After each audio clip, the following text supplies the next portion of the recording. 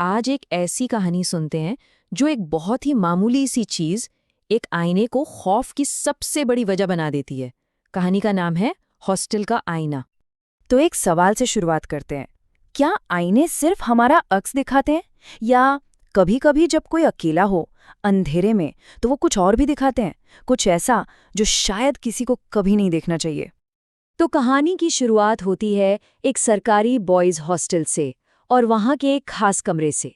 एक ऐसा कमरा जिसे सब भूल जाना चाहते थे, कमरा नंबर 12।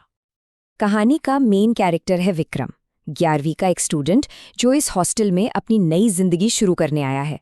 और उसे यही कमरा मिलता है। कमरा छोटा है पर साफ सुथरा। एक बेड, एक टेबल और दीवार पर टंगा एक पुराना सा नक्काशी वाला आईना। सब कुछ बिल्कुल नॉर्मल लगता है ना?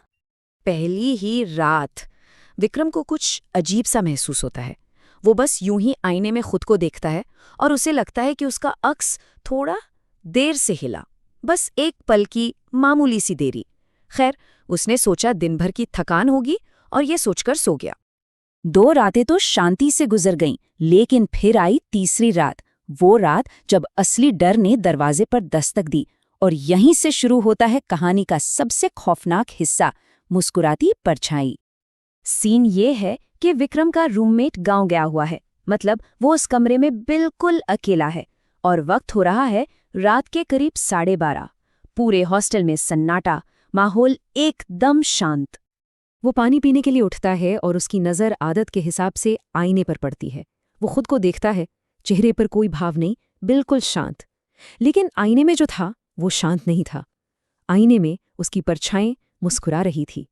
सोचकर देखिए उस एक पल को, कोई मुस्कुरा नहीं रहा, पर उसका अक्स उसे देखकर मुस्कुरा रहा है। पर डर यहीं खत्म नहीं हुआ। जैसे ही वो घबराकर वापस अपने बेड पर जाता है, उसे एक बहुत ही धीमी एक फुसफुसाहट सुनाई देती है। कोई उसका नाम पुकार रहा था, विक्रम।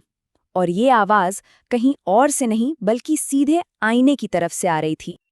अब पूरी रात खौफ में गुजारने के बाद अगली सुबह विक्रम सीधा वार्डन के पास पहुंचता है। उसे अब जवाब चाहिए थे, और यहीं से खुलता है कहानी का सबसे गहरा और डरावना राज, वार्डन का राज। विक्रम तो बस ये जानना चाहता था कि उस कमरे में पहले कौन रहता था, लेकिन वार्डन का जो जवाब था वो उसकी रीढ़ में सिहरन दौड़ा देता है। वो विक्रम को घूरते हुए पूछता है, तू आईने से बात तो नहीं करता? जरा सोचिए, ये कितना अजीब और सीधा सवाल था। वार्डन को ये कैसे पता कि बात आईने की है? और फिर वार्डन वो कहानी सुनाता है जो विक्रम के पैरों तले जमीन खिसका देती है।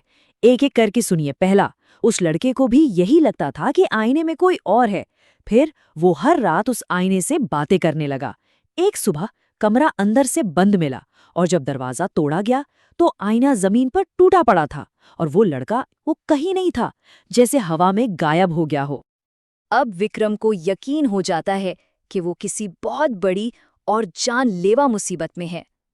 कहानी अब अपने सबसे खौफनाक, सबसे आखिरी मोड़ पर पहुंचती है, आईने के उस पार। उस रात विक्रम इतना डर गया था कि उसने आईने को एक मोटे कपड़े से ढक दिया। लेकिन आधी रात को जब पूरा हॉस्टल सो रहा था, वो कपड़ा अपने आप नीचे गिर गया। कपड़े के गिरने की आवाज से विक्रम की नींद खुल गई।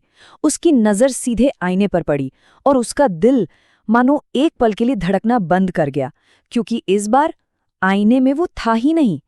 कमरा था, बेड था, लेकिन विक्रम नहीं था। आईने में कोई और था, एक अनजान साया, एक धुंधला सा चेहरा जो कमरे में खड़े विक्रम को ही घूर रहा था। और वो साया सिर्फ वहां खड़ा नहीं था, वो बाहर आने की कोशिश कर रहा था।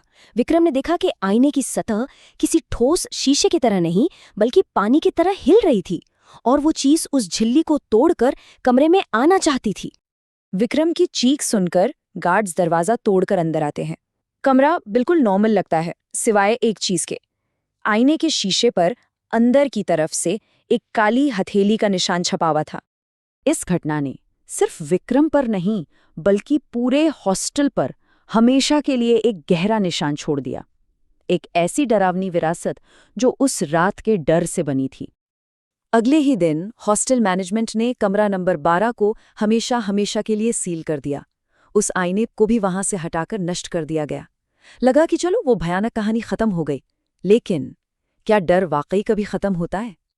क्योंकि उस हॉस्टल के स्टूडेंट्स आज भी कहते हैं कि अगर कोई देर रात उस बंद कमरे के पास से गुजरे तो उसे दीवार पर ठीक उसी जगह जहां पहले वो आईना टंगा था अपना अक्स दिखाई देता है। और इसमें सबसे डरावनी बात ये नहीं है कि अक्स दिखाई देता है, सबसे डरावनी बात ये है कि वो अक्स उस इंसान को देखकर मुस्कुरा रहा होता है।